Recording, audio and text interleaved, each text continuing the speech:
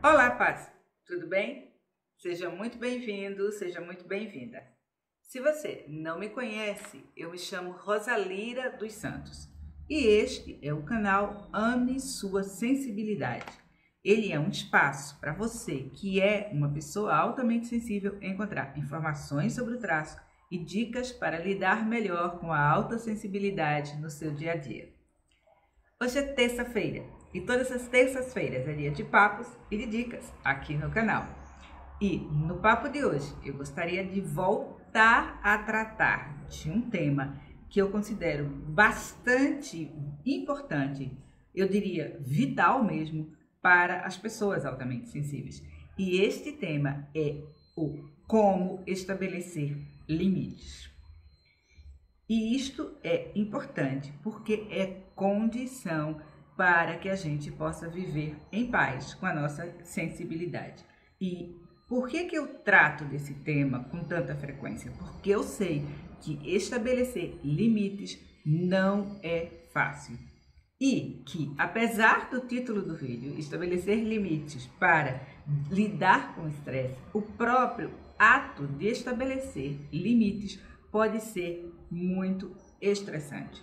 Isso por várias razões. A primeira delas é que é possível que você, como pais, não conheça os seus limites. As pessoas altamente sensíveis tendem a ser tão orientadas para os outros e para suas necessidades que por vezes têm dificuldades em conhecer as próprias necessidades e limites. A outra dificuldade pode vir do fato de que as pessoas com quem você convive estão acostumadas a lidar com você de uma determinada maneira. E quando você tentar mudar isto em função dos seus limites, elas podem e, na verdade, irão reagir. E isto pode levar a algum tipo de conflito, o que para nós é extremamente difícil, doloroso e estressante. Porém, apesar de tudo isso, eu considero que o resultado vale a pena. Por quê? Porque só quando você consegue estabelecer estes limites, você recupera a sua autonomia, você recupera a sua capacidade de controle sobre a sua vida, sobre o seu tempo e muitas vezes você recupera também a sua saúde. Então, é extremamente vital, do meu ponto de vista, que a gente aprenda a estabelecer limites. Mas é preciso entender que pessoas diferentes têm também limites diferentes. Então, a primeira coisa, o primeiro passo está em conhecer quais são os seus limites. E como eu disse, isso não é automático para as pais. Muitas vezes, a primeira pista que os seus limites foram ultrapassados e desrespeitados está no seu sentimento de não ter sido respeitado, respeitada, de se sentir mal e às vezes até zangado ou zangada consigo mesmo ou com as outras pessoas. Então, para ajudar nesse primeiro momento de reconhecimento dos seus limites, vamos primeiro perceber o que acontece quando você tem frequentemente você tem os seus limites não respeitados, quando você não sente que eles são respeitados. Então, alguns sinais, alguns sintomas de que os seus limites não estão sendo respeitados, tá? Que podem ajudar você a perceber se você está vivendo essa situação. Você se sente ressentido com as pessoas ao seu redor lhe pedindo coisas o tempo inteiro. Você se vê dizendo sim para coisas que você não quer fazer, apenas para não perturbar ou chatear as outras pessoas. Você se sente ressentido porque você tem a percepção de que você está dando muito mais do que está recebendo dentro de uma relação.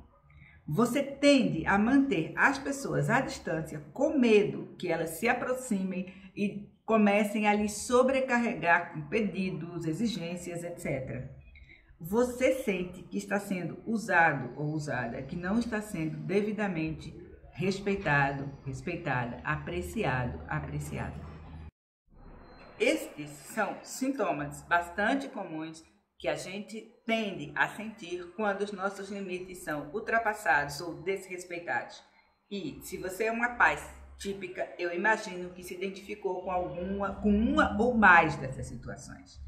Então, como eu disse, é o momento de enfrentar o estresse e o desconforto e começar a estabelecer limites. Mas para isso é importante saber quais são os seus limites. Lembrando que limites diferentes, pessoas diferentes, tá? Não obrigatoriamente aquilo que eu considero um limite, que eu considero inaceitável, será visto da mesma maneira por outra pessoa, ainda que ela também seja uma pessoa igualmente sensível. Então, para saber quais são os seus limites dentro de uma situação específica, você pode experimentar fazer a si mesmo, a si mesma, algumas perguntas. Uma delas, se ninguém ficasse chateado, eu diria sim ou eu diria não a este pedido? Uma outra pergunta possível, eu me sentiria confortável em pedir isso a uma outra pessoa? As pessoas que vão ficar chateadas comigo por eu recusar esse pedido, essas pessoas me conhecem? Essas pessoas realmente gostam de mim? Essas pessoas são importantes para mim? Eu quero estabelecer esse precedente, eu quero que fique claro que eu fiz isso por alguém para que numa outra ocasião outra pessoa venha me pedir. E por fim, pense em uma pessoa que você acha que sabe se impor, que sabe estabelecer quais são os limites, que sabe educar as pessoas na forma de lidar com elas. E pense, fulano ou fulana, como agiria nessa situação, tá? Com tudo isso, você consegue estabelecer quais são os seus limites. Você toma conhecimento para si mesmo e para si mesma dentro da situação, daquilo que você está sentindo, como você está se sentindo naquele momento, sob aquela demanda específica. A função destas perguntas é lhe ajudar a lhe conectar com os seus sentimentos e com as suas necessidades dentro de uma relação. Mas entenda que as outras pessoas podem ter outra percepção dos limites, ser limites diferentes dos seus. Por exemplo, um pode precisar ficar mais tempo a sós do que o outro. Ou um pode necessitar sair mais vezes, ter mais interação social do que o outro. E por aí vai. Isso tudo significa que é necessário que haja uma negociação dos limites, tá? Então, sua necessidade mais a situação implica na necessidade de uma negociação.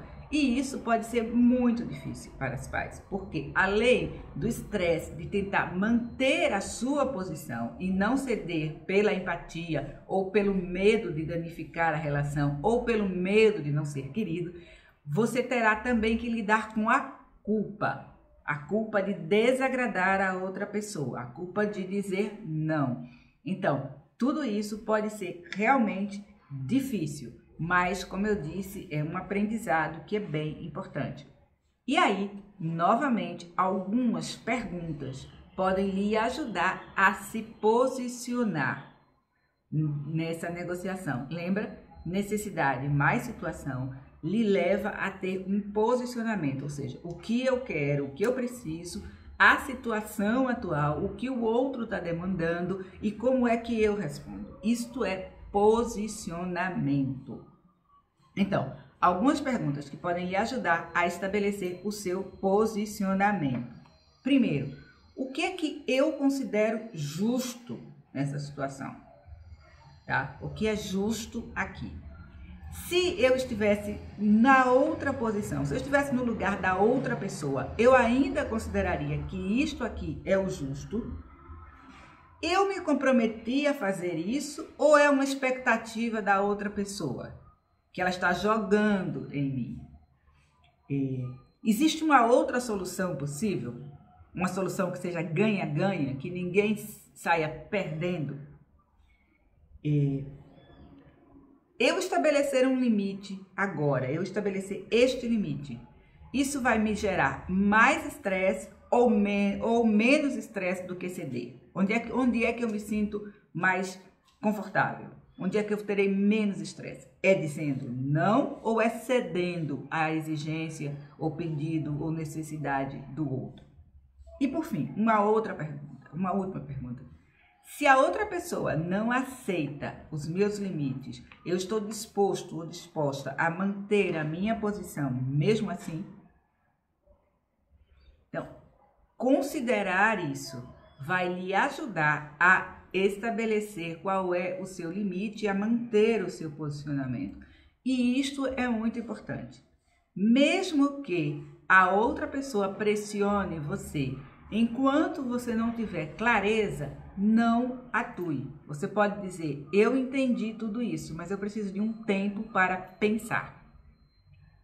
Isto porque a situação em si pode ser muito hiperestimulante. Você tem o que você pensa, tem o que você sente, tem a outra pessoa, tem o seu desejo de agradar, tem o fato de que ela não está aceitando os seus argumentos. Tudo isso pode fazer com que você diga simplesmente sim, apenas porque a situação é estressante e hiperestimulante.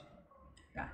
Então, pense nas consequências para você, tanto as consequências do sim, e se sentir sobrecarregado, sobrecarregada, quanto as consequências do não e a dificuldade do processo de reeducar alguém em relação com você para respeitar os seus limites. Então, mas quando você analisar tudo isso, leve em consideração também a si mesmo ou a si mesma e não somente as necessidades do outro.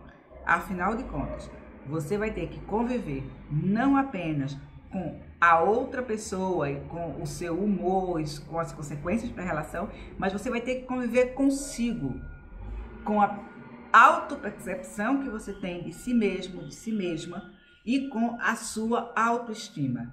E eu te digo, por experiência própria, que ceder sempre costuma ter um impacto muito, mas muito negativo, não apenas na sua relação com a outra pessoa, uma vez que ceder sempre pode lhe fazer ir acumulando ressentimentos, como também e principalmente na sua percepção sobre si mesmo ou sobre si mesma, porque você pode passar a se ver como uma pessoa frágil, como uma pessoa sem vontade, como alguém que se permite ser usado por outra pessoa. Então, apesar de toda dificuldade, apesar de eu reconhecer que se trata de uma situação estressante, eu espero que aos poucos você consiga aprender a colocar seus limites e a posicionar-se de forma a defender seu tempo, seu espaço, seu dinheiro, sua saúde, suas necessidades e por aí vai, ok? Bem, paz, este foi o Papo e Dicas dessa terça-feira. Como sempre, eu espero que o conteúdo tenha lhe sido útil. Como sempre, também eu lhe peço que se você gostou, por favor, clica no botão que aparece aí embaixo e assina o canal e aciona as notificações. E também, se você conhecer uma pessoa altamente sensível que diz sim a tudo e depois se sente usado ou usada como se fosse um capacho, pela dificuldade em estabelecer limites dentro das relações, por favor, compartilhe este vídeo e me ajude a difundir informação e informação de qualidade sobre a autossensibilidade aqui no Brasil. Muito obrigada por ter nos assistido. Aqui está a nossa amiga. Beijos e bênçãos e até a próxima. Tchau.